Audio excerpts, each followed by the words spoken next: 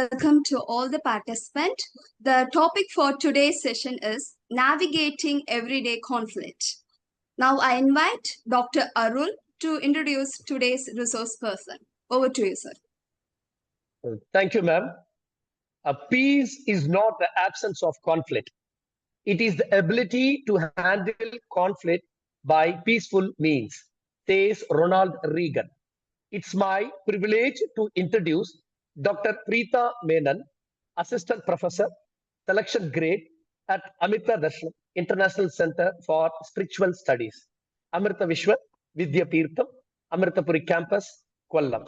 A psychologist, educator, and psycho-spiritual researcher with over 16 years of eminent teaching and research experience. Dr. Menon held a PhD and MPhil in counseling psychology. She has contributed widely to the fields of psychometrics, psychotherapy, youth development, flexibility, and spiritual well-being. Currently, she serves in multiple leadership roles as a faculty member, campus counselor, and PhD guide, mentoring several scholars.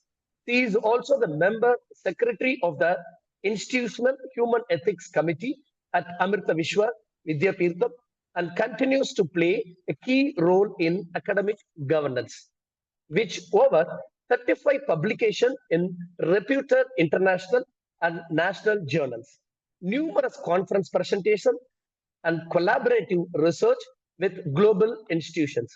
Dr. Menon has established herself as a leading voice in psychology and spirituality.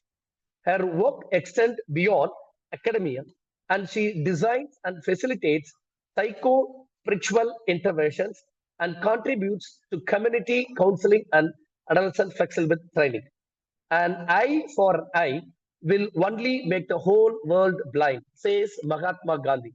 We are truly honored to welcome Dr. Preetha Menon, whose life and work embody the integration of knowledge, compassion, and spiritual depth. Over to you, ma'am. Thank you very much, Dr. Arul, for those wonderful words about me. And I also thank Dr. Balaya, who invited me for this FDP. I should also mention about Dr. Sugandhi, who actually introduced me to Dr. John. So if she's there, thank you, Sugandhi. Dr. Sugandhi, is she here? She's there somewhere. Yeah, she said she had a program in the evening, and she'll be listening to you while traveling. Like, so she's the one. Yes, she'll join us. She'll join us. Yeah. Ma'am, before we begin, shall I invite all the participants to come on the videos to take some screenshots with the resource person? Sure. Participants, please, yes, come on your videos quickly. Yeah, just a few seconds. Technicians, kindly take some screenshots. Dr. Rajalakshmi, welcome. You are a well-known face to our FDP program. Yes, welcome. Yeah. Dr. John, thank you. Good evening. Good evening. Yeah. Shall we proceed? Done, sir. Yes. Yes. Over to you, ma'am. Yes. So today's topic is, very, very important, I should say. This aspect of wellness is something that I don't know whether we overlook it in the midst of our day-to-day jobs, but and it is definitely taking a toll on when it is not taken care of. It is definitely taking a toll on people's health, especially mental health. So today is the second day where we discussed about our the overall topic, of course, as you know, is the wellness home pathways to healthy family living. And today I have been given this opportunity to talk to you about navigating everyday conflicts. So let me first share the PPT.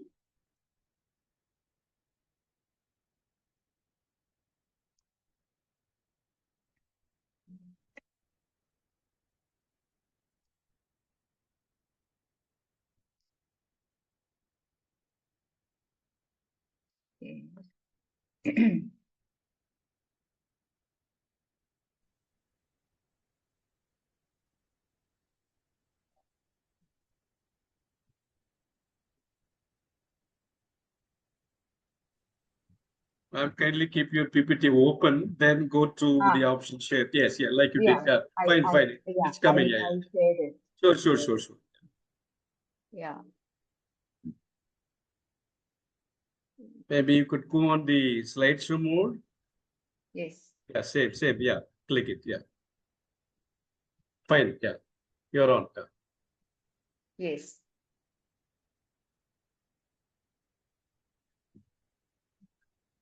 Is it visible to you? Yes, very much visible. Visible. Yeah. Yeah. So today, we will try to understand the common family conflict dynamics, explore some practical strategies for guiding families, and so by that, equipping faculty to support students who may be indirectly, be affected by family issues. And as we all know, uh, family, they are the primary institutions or sites of socialization, value transmission, and emotional development. So, and as we are well aware of, everyday conflicts are inevitable in our relationships, be it at home, be it at work, and actually talking about the family and how these are addressed will definitely determine the family wellness. How we address socialization, value transmission, and the conflicts in everyday life will determine the family wellness. And this institution of family, it across cultures and history, they're the most enduring of the organizations, human organizations, and adapting. And this organization has been adapting to changing social scenarios, economic scenarios, and political conditions, and it is continuing to provide stability, continuity, and a sense of belongingness to the individuals. And the resilience of this institution is in the ability to evolve and preserving its core functions, of whatever we have spoken about. And first thing about socialization, and so it is actually, as we know, it is actually the family which will introduce individuals to cultural norms, basic language skills, behavioral patterns, even and individuals watch or perceive parents and elders or caregivers as their role models, which will in turn shape their attitudes, behaviors, and it will influence the broader social participation. And it is actually within the families that individuals learn cooperation, respect, and responsibility. And families are also, sites of value transmission. Actually, they instill moral, religious, cultural values, guiding individuals to take good decisions, good decision making, and also the social conduct. And it is definitely through our rituals and traditions.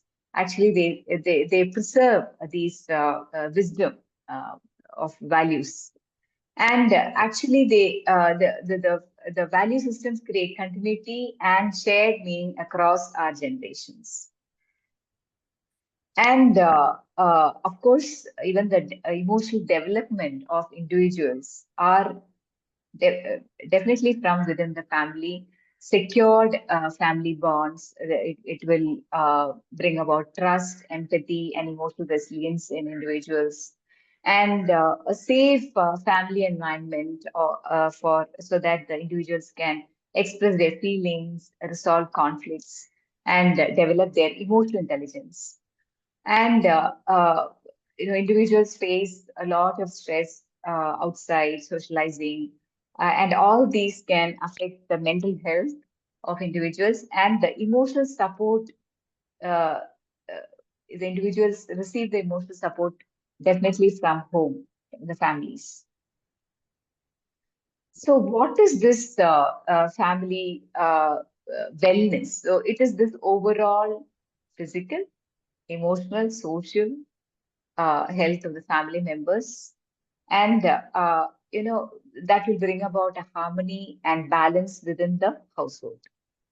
And all this is possible through only effective communication, mutual support, healthy coping strategies, and also, maintaining values and facing life's challenges. That is developing resilience.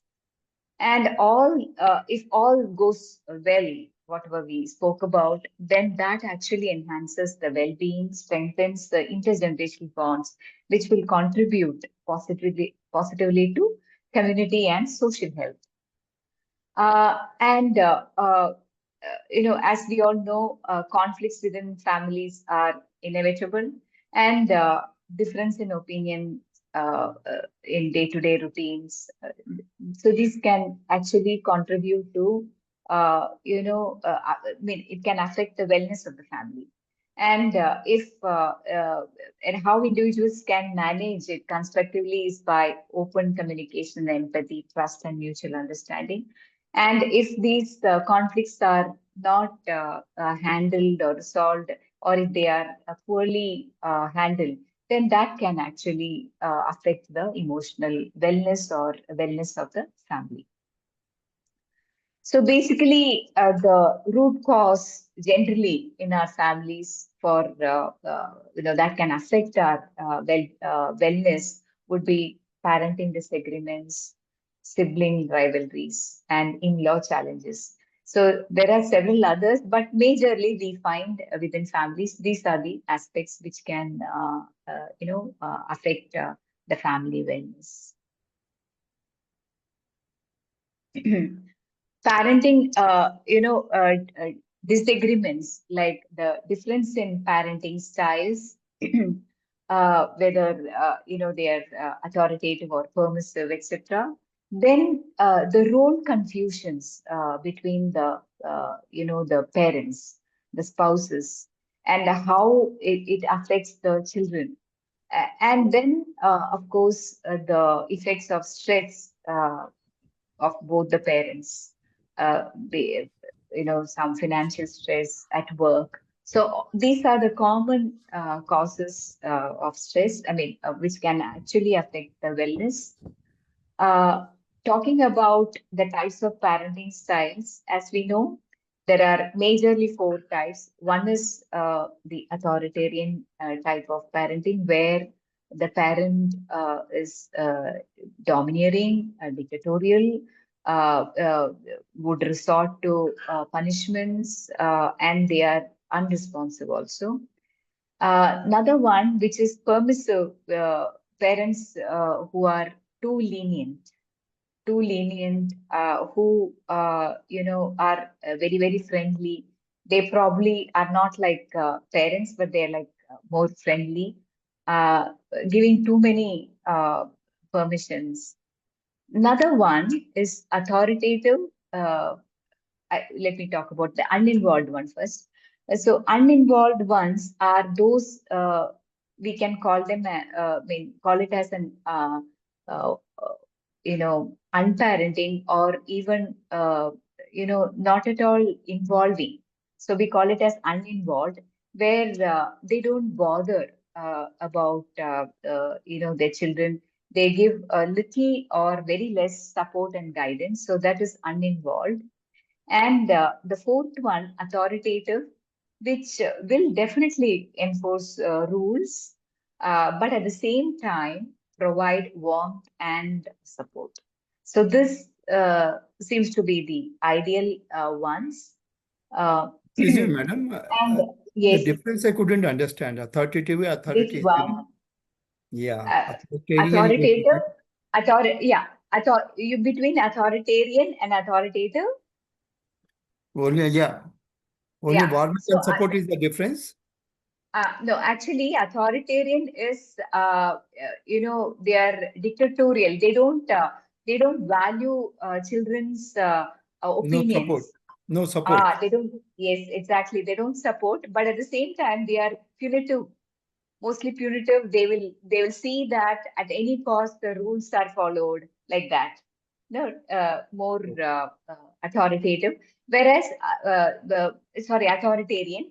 Authoritative is they do enforce, but they do enforce rules, but at the same time provide warmth and support. So to explain more about authoritative, they will say, okay, these are the rules which have to be followed. It is for your good. And but at the same time, they provide support and warmth also. In authoritarian, that is missing. In authoritarian, we miss that warmth. Okay. Okay. Yeah. So that is what the difference. Any more clarifications, sir? No, madam. It's okay. Thank you. Yeah. And uninvolved is like underparenting. Then they're just not bothered. They're just not bothered. So we do find some, families where, due to some reasons, they are not able to be there for them, to show up for their children. So that is uninvolved. And sometimes we find this permissive ones, probably out of some life experiences, or definitely due to life experiences, or because of what they have received from their parents. They are too permissive, like friends. Parents have to be parents, right? So they're giving too much, being too friendly. So that again will not do good. Yeah. Uh, 1 second.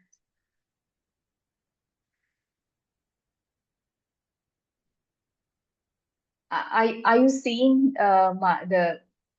I'm not able to Yes. see. Yeah. Yeah, Yes. Yeah. yeah.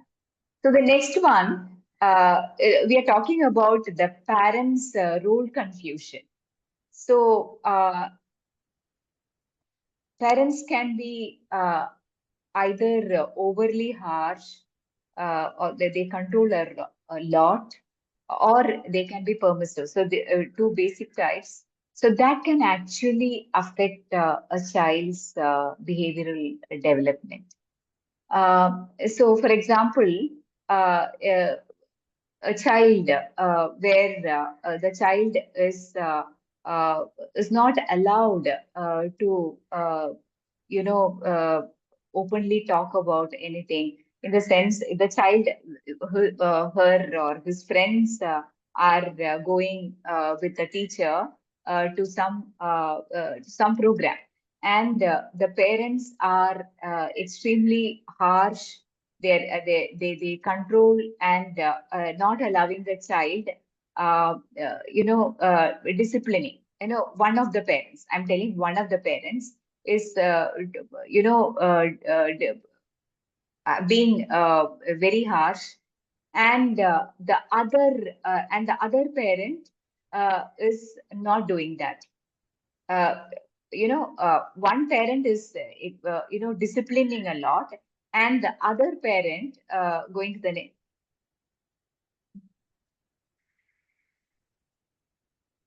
yeah. So the other parent is showing a lot of closeness. So one parent is telling you, don't do it. The father says, don't do it. The mother says, you don't tell father, you do it. So this causes a kind of,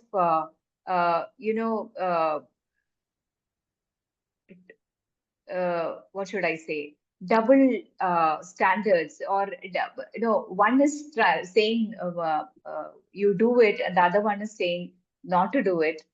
So this gives a kind of confusion for the child, So the child can develop, the child will not be able to develop this autonomy and self-regulation actually. Okay. And so what can be done to avoid this? So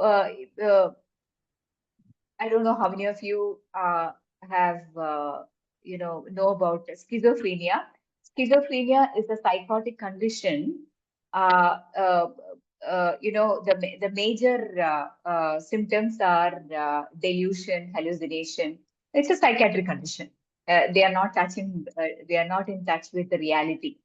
Not in touch with, no orientation for time, space, people, all that. So what we call as insanity, that's not the word, but yeah, a mental condition where they definitely need psychiatric treatment, schizophrenia. When you look at the causes, one of the cause of schizophrenia in young adults, one of the causes, psychological causes, is definitely there are biological causes, but one of the psychological causes is this kind of, one of the parent is very cold and the other is too very permissive, very controlling mother and too very permissive father. So the child is confused, getting to, too information. So the child is not, the child is pulled apart. So that can be one of the reasons. Then The child is getting mixed messages. Exactly. Yeah. Message. So the child doesn't know what to follow and what not to follow. And some research says that, men seem to be more affected by that. Yeah, some research says that. And an option would be collaborative parenting. When you look at the strategies, how we can deal with this is by collaborative parenting, where there is an option for shared goal setting with children. That is, be it any kind of academic or personal or behavioral goals, instead of the parents deciding, on the grades and the career paths. They can actually ask their children what their aspirations are, and then and together they can work out the realistic steps. So this actually, builds accountability, mutual respect, reduces pressure and pressure driven conflicts. And there is also one more concept of conscious parenting, where I've not written it here. uh, Conscious parenting, where the parent is very conscious about how the parent is, what kind of information the parent is giving the child. So there are certain messages. Like for example, say a child is coming home and telling the mother. So usually the teachers will write down, about in smaller classes about what programs they have in the school. So the school is conducting some competitions, and the teacher has written down. So these are the competitions, and uh, the parent can decide. I mean, the child and the parent can decide, and then give name for that particular competition. So the mother is looking at the items, the competitions, and then the mother, okay, there is elocution, speech, all that, fancy dress. So the mother is telling, okay, you go for fancy dress. So the child says, no, I want to do this elocution. You teach me, I will do it. But the mother says, no. You might forget. You might forget what you have learned, what you have by hearted. Then you'll make a fool of yourself on the podium. Don't do that. uh, this is the safest, this fancy dress is the safest. I will dress you up nicely. We can decide on that, what you have to dress up. Actually, the child is willing to learn, practice speech, and the child doesn't know stage fright. the mother is actually, telling the child, you might forget and you might feel anxious, so don't do it. So here the message is that don't do it. So this is the message. So growing up, probably the child, as years go by, the child will not have the confidence, to talk. It's just as an example. It can happen. Yeah. And I think it's common also to a great extent with some families, of course. And, going ahead, the child can actually develop stage fright, might develop. So, yeah, I was talking about conscious parenting. So the parents have to be very careful about what is the message. Another example, which is very common that we can think about, is the child has secured 98 marks. The child is coming and telling, Mama, I've got 98 out of 100. So the mother is telling, what happened to the 2 marks actually? How did you lose that? Oh, that's nice. But what, we know, how did you lose those 2 marks? So what is the message that the child is getting? You are accepted only when you get 100 out of 100. Again, I would say not all children would receive such, but there are chances. So this acceptance by parental figures are very, very important. So in conscious parenting, the parents have to be extremely conscious about what is the underlying message of what they say. So it is said that uh, it is healthier if the parent can actually value the child as a person. So giving importance for the being uh, of the child. We are like human being, and catering. We have to cater to the human needs as well as the being needs. So being needs are respect, acknowledgement. Basically, it is respect. So respecting the child as a human being. It's not that the parents are outrightly disrespecting children, but these are the messages that they might get. Yeah. So there is this whole, a system of conscious parenting. Some of you might have heard of courses on conscious parenting. It's a wonderful aspect. So where the parent is being like an adult, not a parent. So when we say parent, like there are like do's and don'ts, shoulds and should nots. Whereas in an adult state, you just be like an adult, point out this might not be good for you. You think for yourself. No, that kind of a dialogue. Yeah. And then, so problem solving as a team. So they can, when problems arise, when some challenges arise, both the parents can actually, rather than uh, telling what to do, they can actually have a collaborative problem solving. For example, nowadays, the screen time is a big issue, even with small children. uh, some peer conflicts, some study habits. So the parents can have a collaborative approach with their children. So they can actually listen to the children's perspective, brainstorm solutions together, and then plan. And actually, this can, help them develop negotiation skills, empathy, and also thereby decision-making skills. Then, the family members, especially the parents, can include children in small decision-making planning, like the budgeting for shared needs, or setting some household rules.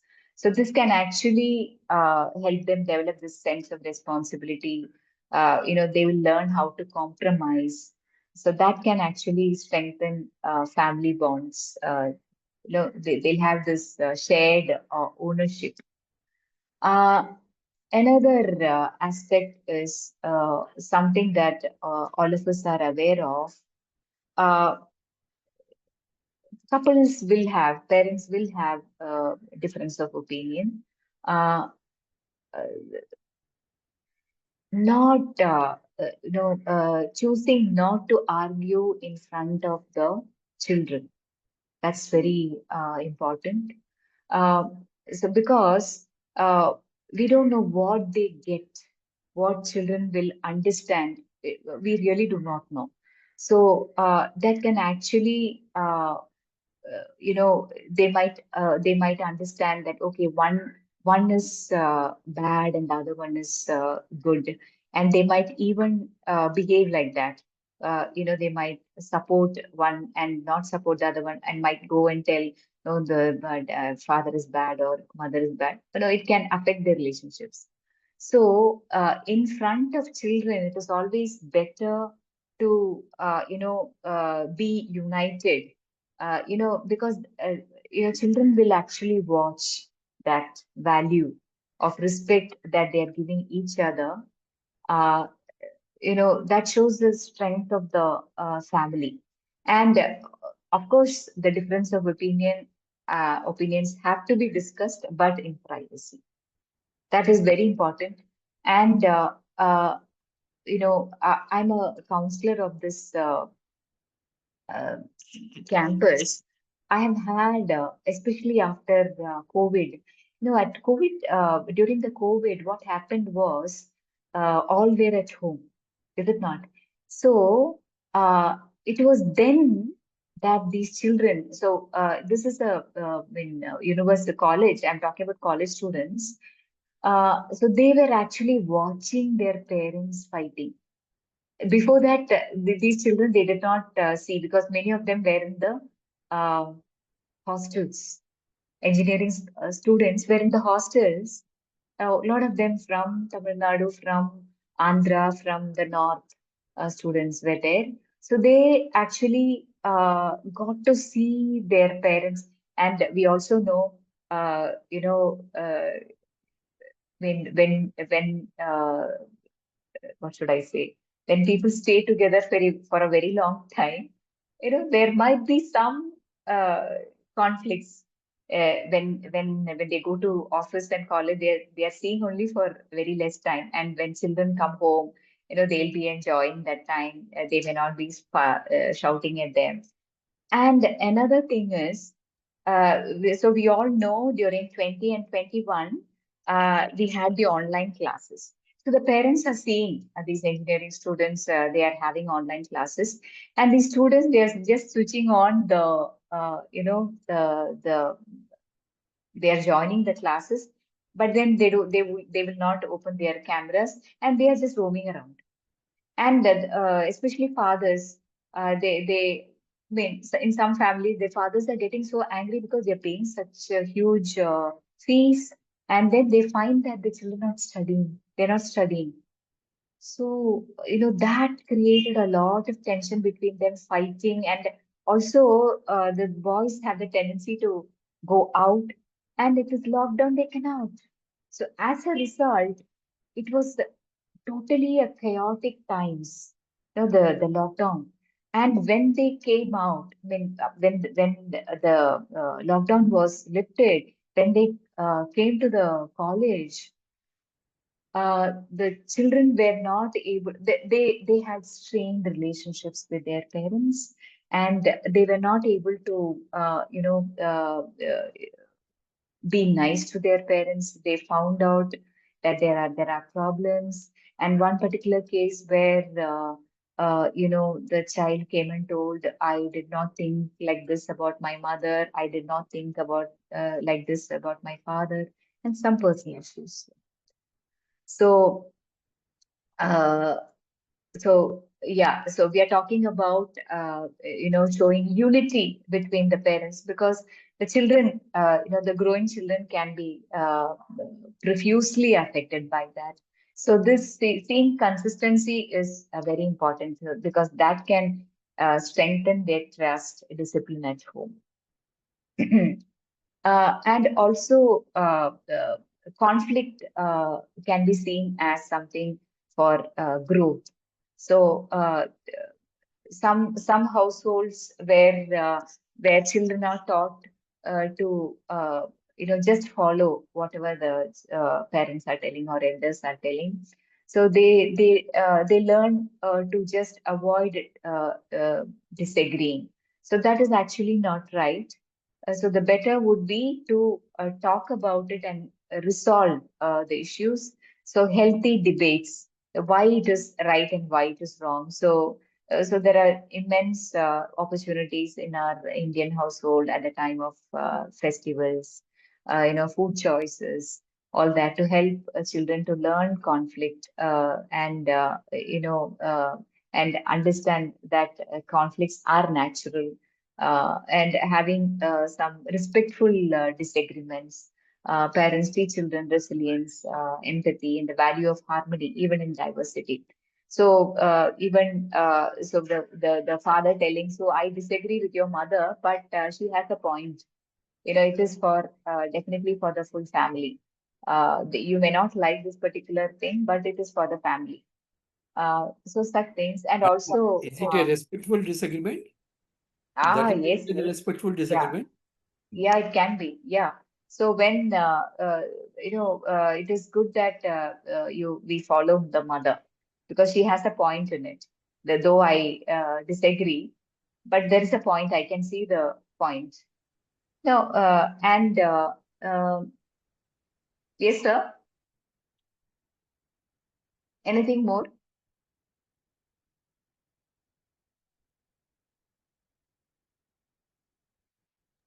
No, madam. Yes.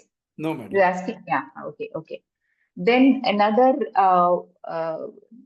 one which we often find in families is the sibling rivalries. Either, so in families, we can actually nurture uh, some healthy competition. Um, because children, they have rivalry sometimes it can be healthy, sometimes it can be destructive also. So it is basically sometimes it is for getting attention or for getting some resources. So the parents have to be very careful about it, and not the strategies would be to not to compare between children. Why are you not like your sister? Why are you not like your brother? Uh, so that is one. But I think some families do have unconsciously it just comes. And one mother, she told me consciously she doesn't because the child complained that the mother is partial. So, there was an opportunity to talk to the mother. So she said, uh, what happens is, uh, my first son will ask me how was your job, how did your day go, all that, very caring, and the second one is not. And first one will always talk, whereas the second one doesn't. By nature, he's like that. So the second one is telling the mother likes the first one more because the nature, the mother says, actually, it is not a conscious, behavior from my part because the first one is talking a lot, asking a lot. I'm talking to him. It's not that I'm not talking to the second one, but and I also find that the needs are different.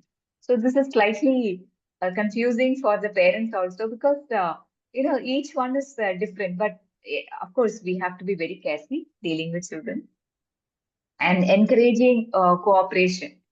shared thing, you appreciate them, jointly rewarding them. In some families, they insist on having one bicycle, one cycle. It's not that they're not capable of buying two bicycles, but they feel that let them, for the time being, let them share and use.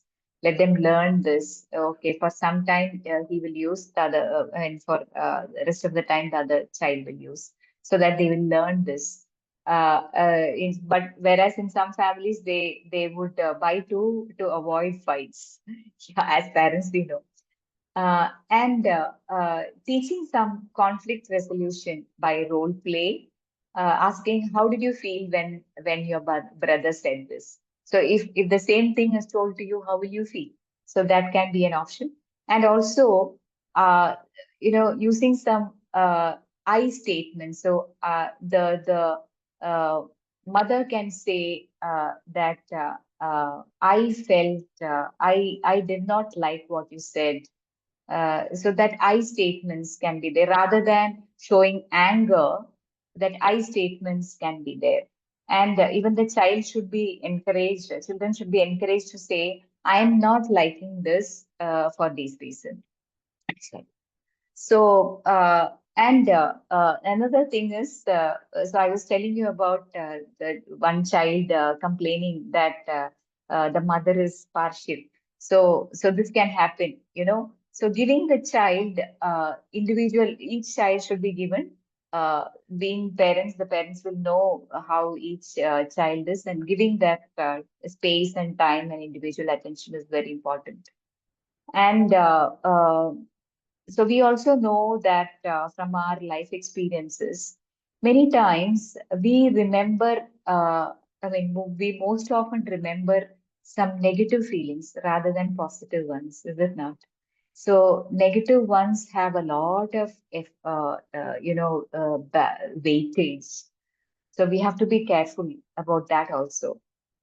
Because from life experiences, we understand that we still remember there are so many positive things that has happened, but we somehow remember the negative experiences. So that is a lesson for us. So even our children will also carry these, and it can actually affect our children's personality development.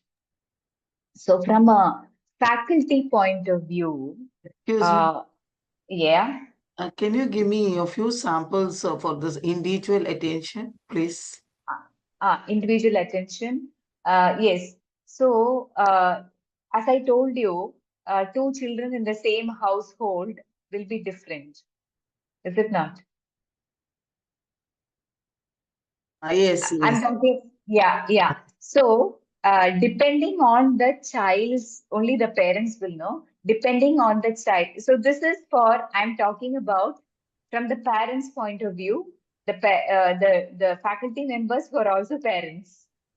Okay. Yes. Yeah, because we are talking about family wellness, is it not? Yes. So I am talking to the parents who are the educators here. Am I right? Yeah. Yeah. So one scenario could be, yeah, as I told you, you will know your children well, and as I told you, each one is different. So catering to those the needs. See, for example, one child would like to, do something independently. So you just don't interfere, to only appreciate. Oh, well done.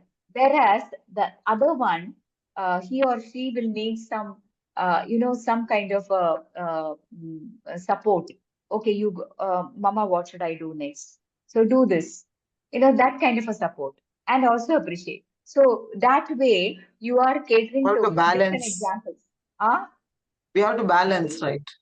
Yeah, Yeah. yeah, balance. Yes, balance, and not overdoing Yeah. appreciation. Yeah, overdoing appreciation. And it also depends on the developmental stage of the child. We know Okay. that. Yeah. Yeah. So for say up to third or fourth, they'll be very, very much focused on themselves, is it not? Yes. Yes. So, yeah, so giving them tangible things, so much of appreciation, all that is needed. Yes. That is again challenging for the parents. No, sometimes they seek attention or connection. They become a connection seeker, or at times, Yeah, no, like they may yeah. expect. That is a real challenge for the parents. Yeah. Yes, and as I said, it also depends on the in which stage they are. See, for Mm. example, I think nowadays children are growing up faster. So, sixth or seventh standard child might need more time with friends, actually. Pure. Yeah, peer. Yes. And also recently, I mean, there are instances where uh, if the mother from the mother's mouth is something, I don't think that he's a good person about the friend. The child will not like it because that is his friend or her friend. Aggressive. Pardon, pardon? No, no, the child become either aggressive or anger. No, about his friend. The child will not like because the peers are very important for them. So respecting the even the they expect the parents also to respect their Respect. friends. Yeah. Ah, Exactly. yeah. So there are some children who will tell, see, tomorrow when my friends come, you have to make this and this, and telling father, you buy this and come. So they want to value their friend. They want their family members also to value uh, their friends. Wherever he gives the value, so he Ah, expects everyone to respect his friend or ah. her friend. Yeah. Yes. So this I'm talking about a teenage, teenage children. And many of us know small children, they may not share their toys when the neighbors' children come. But after a while, they change. Exactly. So the parents can actually tell, it is good to share. Can you share?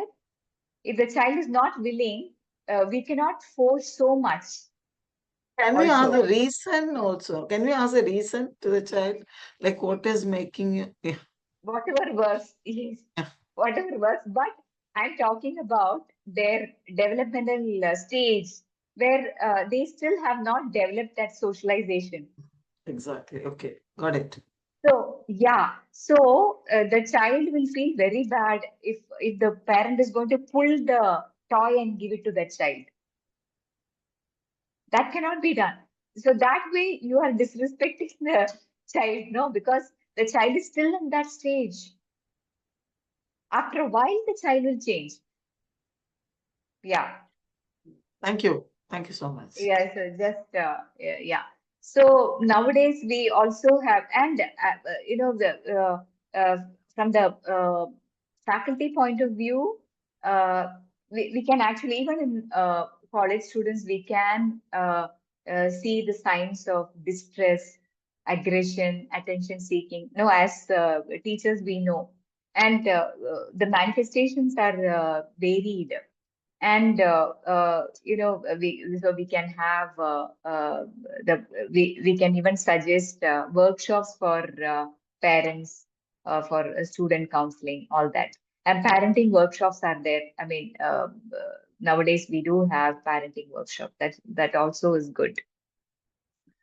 Then the next major area, I'll just see the, okay, how much time it is, 6:49. Okay. Major area of conflict is the, because this topic was given, in-law challenges. I'm sure all of us are aware of the fact that the 5 years back or even 10 years back, the scenario were totally different when it comes to the in-laws challenges. Am I right? Yes.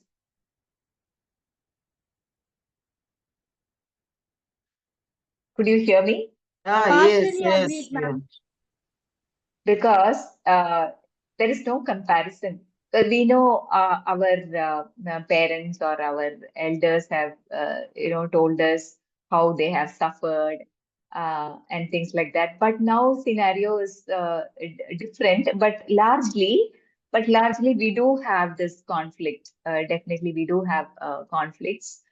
So again, as a counselor, I would say nowadays, the parents they somehow try not to bring about such, or if they sense that there is some kind of a challenge that their child, especially the girl or even the boy, is going to face, like the in-laws challenges, they will simply protect their child. For example, if the girl, newly married girl, is going to tell her parents, see, this is what I'm facing, immediately the parents are going to, you don't have to stay there, come home. Do you agree with me? Yeah, it Yeah, is happening. It is Agreed, happening. ma'am. Yeah. it is. Yeah. So, but earlier it was not like that. So Yeah. Our it parents never allowed is. even to call them, no? They are No, your no, parents, you have to be with them. Ah, yes, exactly. So now the scenarios are totally different, but still we do have in our villages issues. We do find, on the newspaper, on the channels, how worse things are happening. Yeah, we do know that. Uh, Dowry deaths, all that is still happening. Very strangely, it is still happening. But yeah. So the cause of this tension would be expectations about the roles. Some conflicts. Uh, how the in-laws should be taken care of, or a certain decision making roles from the younger people. So that is one cause, and some pure, cultural differences. Some areas they follow something else, and even generational gap because they belong to a different generation, so they have different value system, traditions, lifestyle, all that, misunderstandings, and boundary issues. If there is an extended family staying, then not having a personal space, all these can, not having it autonomy, all that can create a lot of issues. So role expectations, we can talk about, uh, the in-laws either ways would expect the son-in-law or the daughter-in-law to give certain, care. When that is not given, there is an issue. Why would she go away to her house when we have someone who's having, health issue? So this girl might be having some function at home. So there's a talk in the family. Is that function more important than our health? Like that. So role expectations for caregiving, uh, even decision making. Certain decisions taken by younger, whoever it is, the son-in-law or the daughter-in-law, that has a problem because there are certain expectations. Then cultural differences, we know. So, for example, the young, married couples would want to celebrate their first anniversary, going to some, place, some hotel. They want to go and they want to spend time with friends. Okay. Whereas the family would want to do a Ganapati Homam in the morning, some pujas, and they would, they would want the couple to go to a temple first, all that. So these are the things. So what would be the suggestion from your side? How can we deal with this? So such couples, they can go to the temple in the morning and in the evening they can go to the hotel along with the loss. So that's the Yeah, practical so solutions we yes, that can is a think of. practical thing. See, Yes, the problem is when the newly married couples, when they give the message that their in-laws are not wanted, there begins the problem. As long exactly. as, yeah, when they get the clear message that they are wanted, Yeah, they are part of the family, there is no conflict in the family. So yes. they can do But both, yes. yes. So that is what should I say? From the books. It doesn't happen, sir. That's the No, no, problem. actually, as you said, like when we are dealing with the children, problem solving as a team. Okay, conflict as growth. And maybe the in-laws can convey these things to the daughter-in-law earlier, like, as soon as she comes, and I think the principles can be framed, like, so my opinion is that, and what do you know, some sort of discussions and Yeah, earlier, yeah, yeah. You're that, right. that You're is right. that is possible, I feel like. But lot of households, I don't see the in-laws staying together. In-laws and in the, they are in their workplace. They are staying separately, and you know, they may not come down to their in-laws' place. That's there. No, sometimes. Again, as a practitioner, what I feel is like, they underestimate their cope-up mechanism. They just wanted to escape, like, for me, it's very difficult to handle my people like that. So I think, Yeah, so the real challenging times, yeah. And the the last one, the boundary issues in joint family, they're very rare these days because we don't have joint families, but not that it's not there. So people not having personal space, there's a lot of tensions, not giving autonomy for taking decisions. Only the elders will take decisions. Earlier, that used to be the condition. Now it is less, but still some, I think in villages and all, major decisions are taken by the elders. So this boundary issues will be there in, joint family. And then, as you said, as Madam said, setting certain agreed rules, that will actually reduce confusion. So, as you said, saying first itself, a week before probably. So, actually, for both of you, we have planned. Just giving you a scenario, we have planned. Puja or some function. So you can first attend that and then go with your friends or something like that. So they can, what are your plans? They can ask, what are your plans? And then say what they would want, they would like their children to do. So that is one option. Uh, and also the youngsters, the young couples, why young, even old couples, older couples, recognizing that whatever views or belief system, whatever it is, that their in-laws have, they are actually shaped by their tradition, the way they were brought up. Is it not? It is not to give trouble to the youngsters, is it not? It is just the way they have been brought up because of the tradition. It is not out of resentment that they are saying this. So exactly. that is one thing. Huh? Yeah, exactly.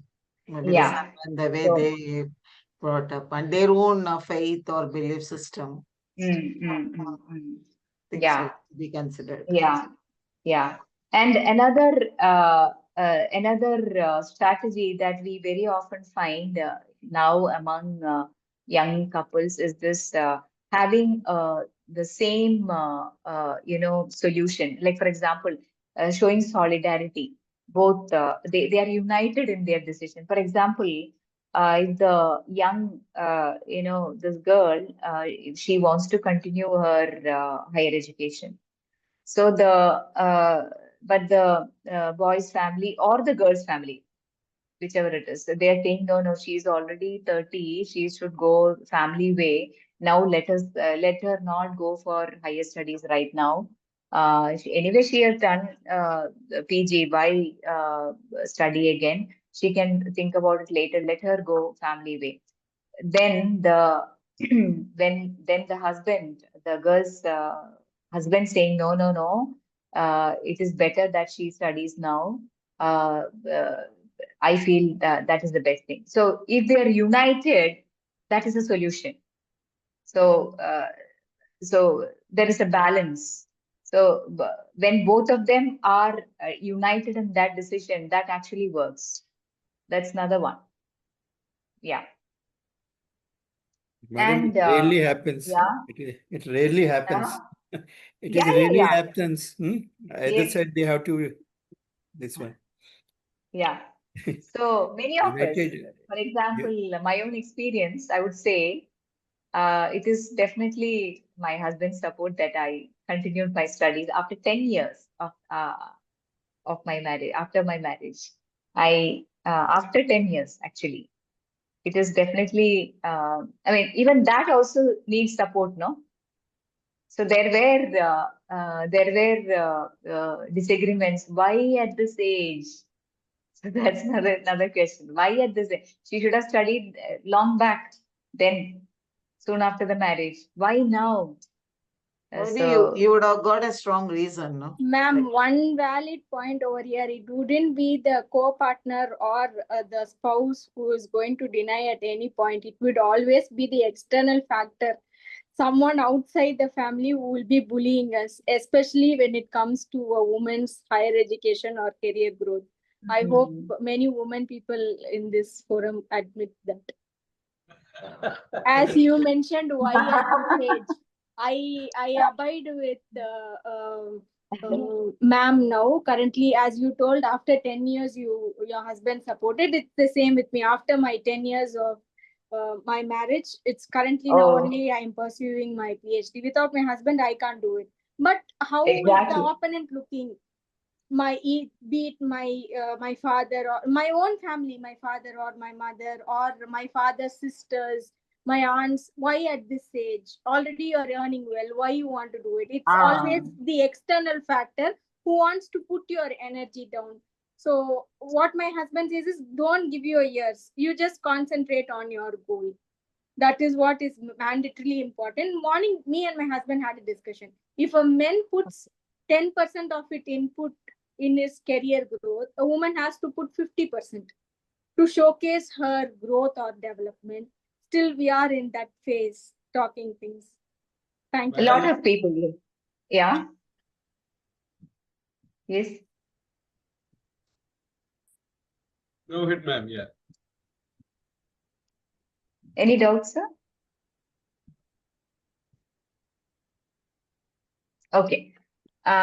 So some of the common patterns in Indian families which can come up in counseling sessions is that some of the aspects that we find.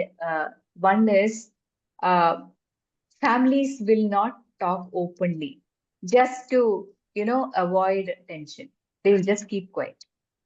So what happens is this resentment will grow, and probably it might, manifest in some other ways, in a worse way. We don't know. So this communication breakdown is a huge issue. Not wanting to, create trouble. We are scared that, okay, if I say that, some problems will happen. Maybe telling that then and there would have been fine, but we keep it, no, fearing, that kind of a scenario of talking back and forth. We just want to keep peace. At the end of the day, we want peace, and we avoid certain dialogues, with some dialogues which should have happened 10 years back, and it's still not happened. But some families, uh, it happens.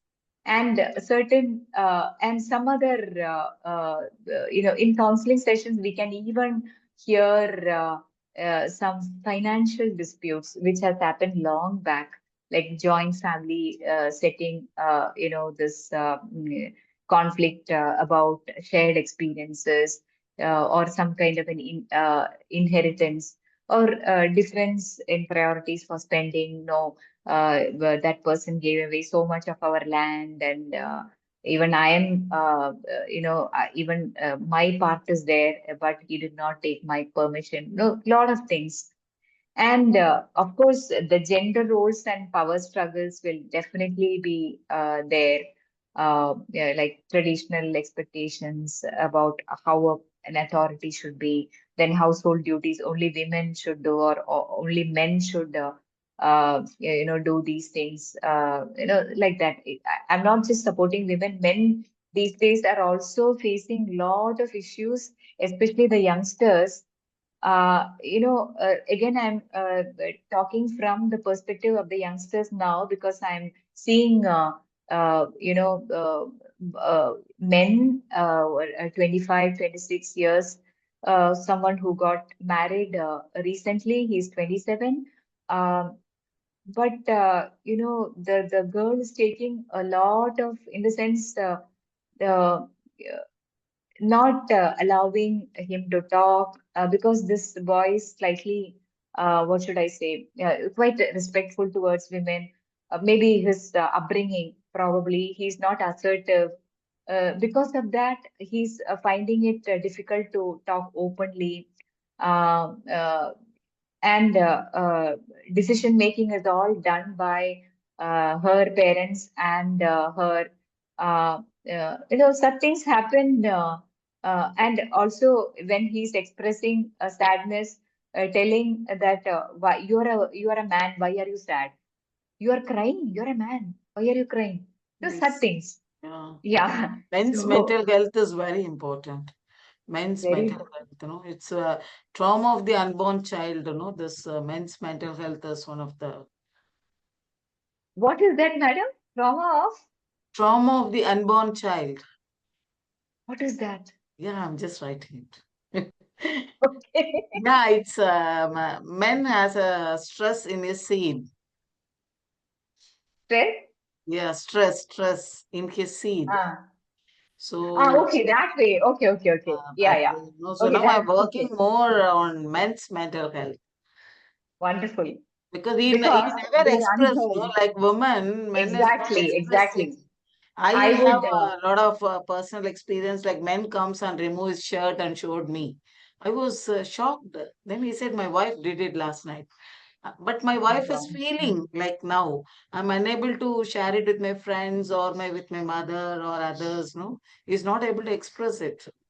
Then, like maybe wife did it unconsciously or with anger or something. He's able to accept that, but he has a wound inside. No, Mm.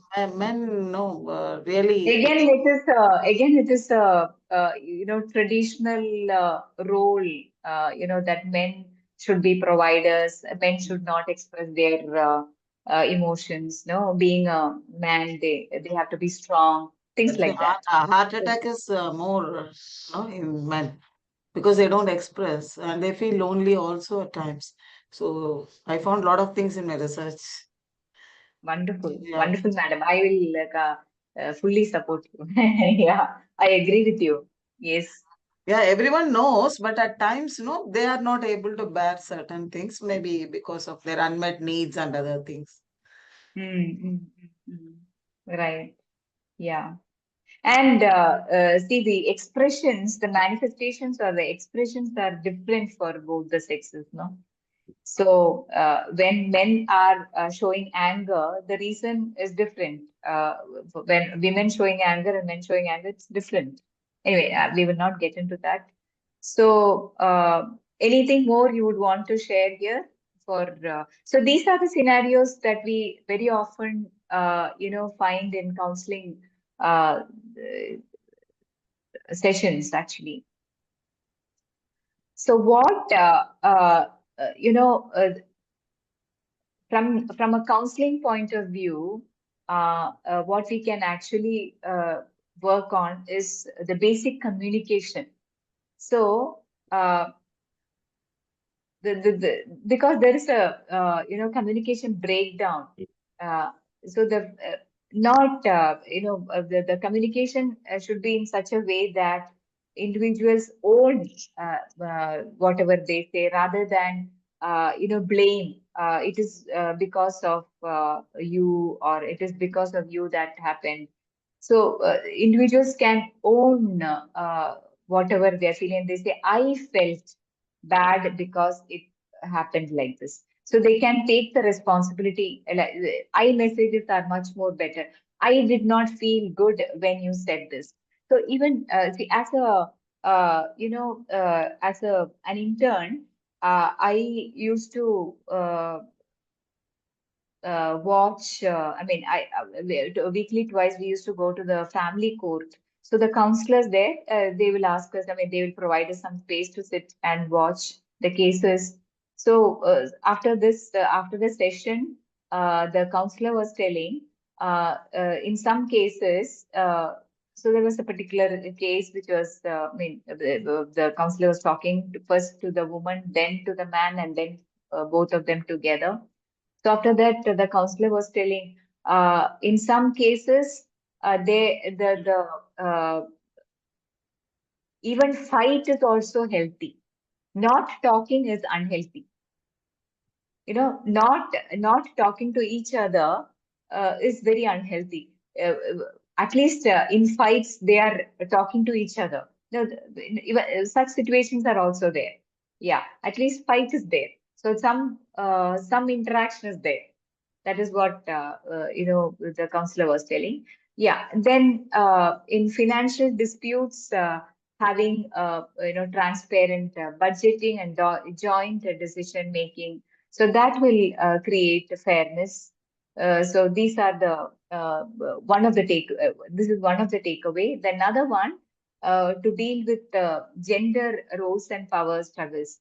So having flexibility in the roles, not only women should do this or only men should do this, and give importance for a teamwork rather than some rigid expectations, like the girl should be doing this, the man should be doing that. So that is another aspect.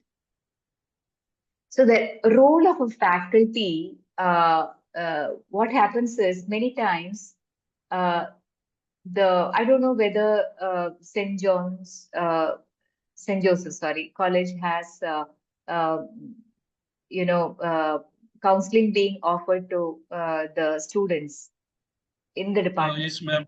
Yeah, in Okay. fact, we Mhm. have, yeah. Okay, We have okay.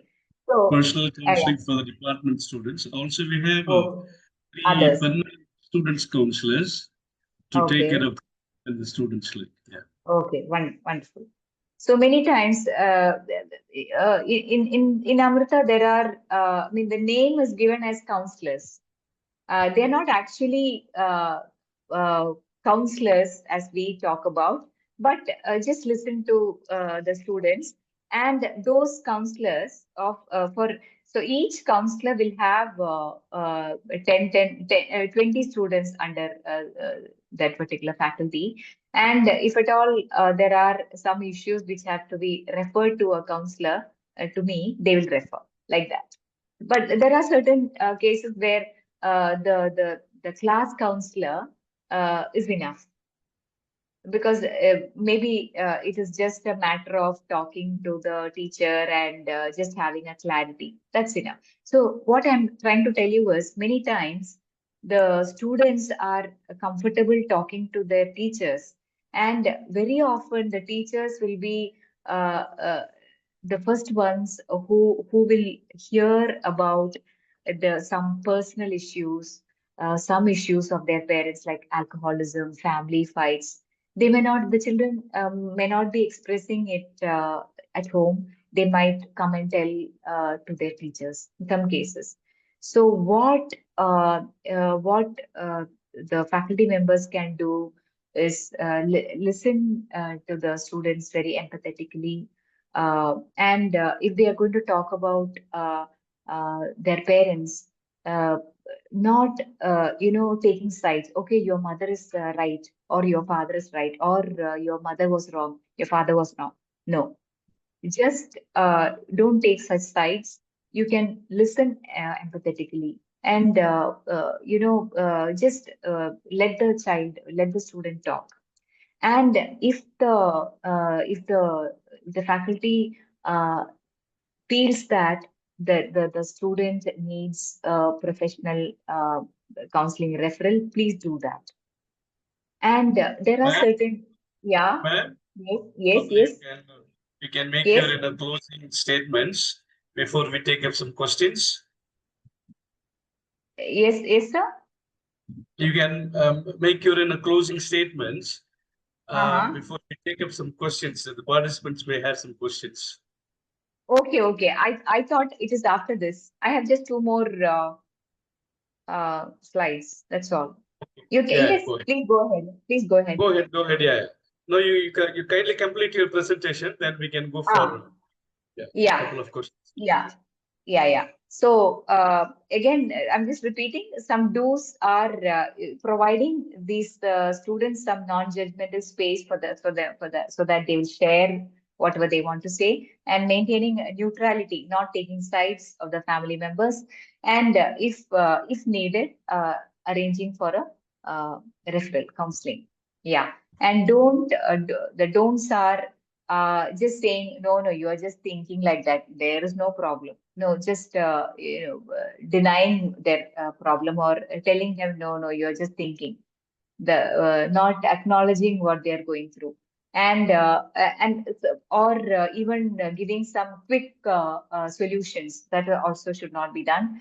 And if a student has opened up and telling something, not discussing that with other teachers or other students, so that respecting confidentiality is very important. So definitely, the core, this balancing this confidentiality with compassion is very important, because many times the students, they come up with they talk about their personal issues, which have to be dealt with very carefully. So three things: one, maintaining that confidentiality, and second one, knowing your boundaries. The teachers can be supporters, guides, but not therapists or mediators. In some cases, again, I will say one more thing. But if the teacher is trained, definitely yes. But otherwise, it is better to not. It is better, it has to be referred. And also knowing when to connect the students to professional counseling. That is another important thing. And active listening is one value, or one skill that the teachers need to have. Being very careful about the tone of the voice, body language, all that. And also some students, even now here also, I find they find it very difficult to know the fact that they are coming for counseling. They feel it's something abnormal or wrong, or it is only for people who are not mentally okay. So seeking counseling is very beneficial and common. That is what the message the teachers have to give. And be neutral and avoid judgment without criticizing or labeling anyone who's involved in it. So some of the sample phrases that you can use is I know that there is difficulty for you. So that is acknowledging the student's emotional pain with empathy. Then I respect your trust in sharing this. So that is again affirming to the student's courage and confidentiality. And gently, saying that you might need a trained counselor's help. So that is, saying that they can go for professional counseling. Yeah. Now let's talk.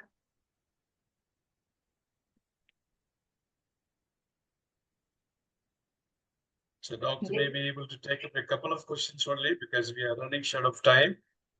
Yes, it is 7:20, no? Yeah, sorry. Yes, yeah.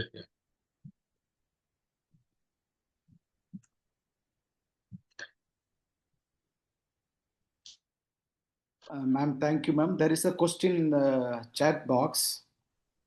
Let me just see. Okay, I can read the question. Wait, let me just open. I'm not able to see. May I read the question, ma'am? Okay. How to deal with 12th standard girl child because she is very stressed with the studies and friendship, by Ma'am Purneshwari. A 12th standard child who's stressed. Stressed, yeah, because of her studies and friendship. Okay. So I cannot just give a one sentence. So 12th standard student, so you have to check whether she's not able to study because she's not following the right learning methods, or if she's spending a lot of time with you said because of the friends, no? Is she spending a lot of time with the friends, or is there anything else? So you need to talk to the child. So it's a very broad question. The reasons might be several. We really don't know. So you will definitely ask how the child was doing earlier. Only now the student is not doing well in her studies. So that question has to be asked. Then you will find a reason why now, or always like this. Then there's another reason. Good evening, ma'am. Yeah. Regarding the parental unity, you told us. As a newly married couple, someone is told that it is not as a newly married, as a couple who is already having kids. It is told that it is healthy to fight in front of your children. They should know parents will fight and mom and dad will again console each other and they will be together again. So it is important, they say. Is that true? So the fight, fight, you have to be clear about what fight is. If it is just a difference of opinion, if you look at that as a fight, yes. Healthy discussion, okay? Healthy discussion between the parents regarding something. The child is getting to hear both the sides. That is good. But when we say fights, the real fights, no. I don't think, because the child might get confused. It's still young, no? Yeah. Yes. Yeah. Okay, ma'am. Thank you very much for your elaborate presentations on navigating everyday life issues. Over to Amy for proposing the word of thanks. Thank you, sir. Good evening, breezy evening to everyone. Am I audible? Can I get a good evening? Yes. Yes, good evening. Yes. Yeah. So on behalf of the organizing committee, it is my privilege to extend my heartfelt word of thanks for today's faculty development program, that is the Wellness Home Pathways to Healthy Family Living. First and foremost, I express deep gratitude to our distinguished resource person, Dr. Preetha Menon, a psychologist, educator, assistant professor at Amrita Darshanam International Center for Spiritual Studies, Kollam.